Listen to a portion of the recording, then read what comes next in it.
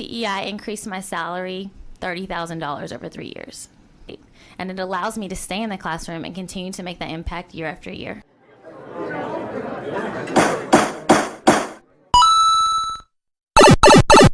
I'm a second grade exemplary rated teacher at Frank Guzik Elementary School in Dallas ISD, where I have taught for 13 years. The investment Dallas ISD has made in its teachers is unmatched by any other district in the state. Through strategic compensation, student achievement has increased simultaneously with the increase in teachers' salary, and the retention of effective teachers is in the 90th percentile. In short, our students are doing better, and our teachers are not only staying in the profession, but they're choosing to stay in Dallas.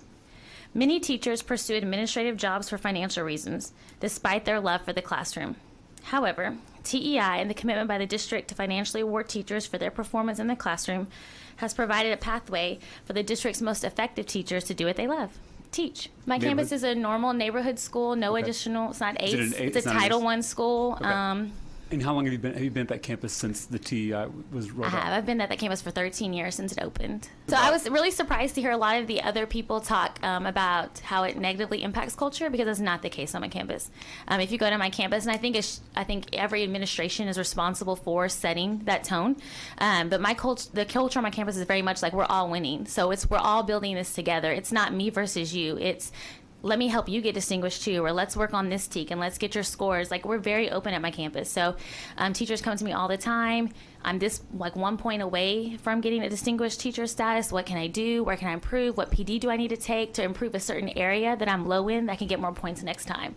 So I don't necessarily see the competitive nature on my campus.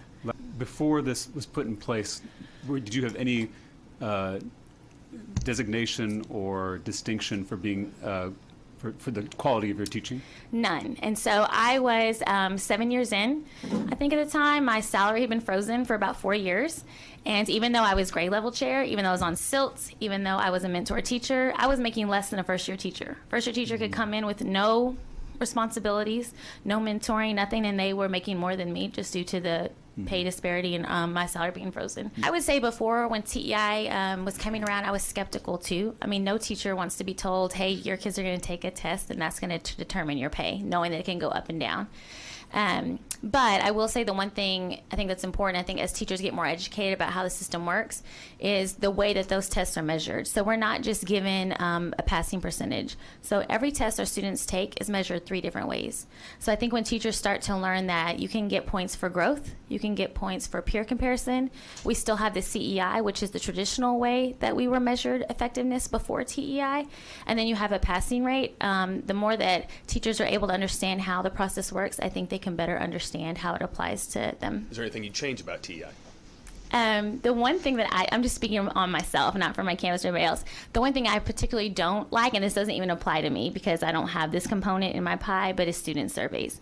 I think if you guys were to give a survey to your constituents and they were in charge of 15% of your pay, that feedback may not be accurate of what you try to do for them.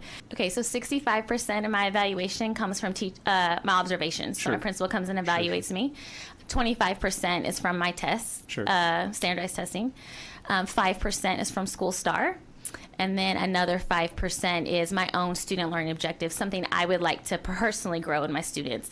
You're okay with the system the way it's set up? I mean, you okay with the way that it's being graded today and even having some of the STAR tests being counted towards your score? I don't know that I'm okay, but I've seen that it can be, right now in Dallas, the way that they're giving it multiple measures. So it's not, if you were just to say we're only going to grade how many kids pass STAR, Right. I would say that's unfair. Right, sure. I think if you create a system that gives multiple measures for whatever test you create to give teachers the highest benefit from one of those 3, Right. including a growth metric, that to me would be the right way to do it, which is how Dallas is doing it. As we progress through this, and you hear from people that say you can't do that, or you can't do that for the teachers and things of that nature, what do you say back to them? I would say that I'm proof that you can be a veteran teacher. You can teach Hispanic and African American kids in a Title I school and still be an exemplary rated teacher. TEI increased my salary $30,000 over 3 years. can't be stated for a lot of other professions or a lot of other districts in this state.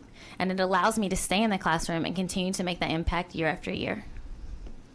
I think if you're a great teacher, you shouldn't just get like an accolade or like, hey, we're going to give you more students to work before and after school. That doesn't pay my bills or pay my student loans.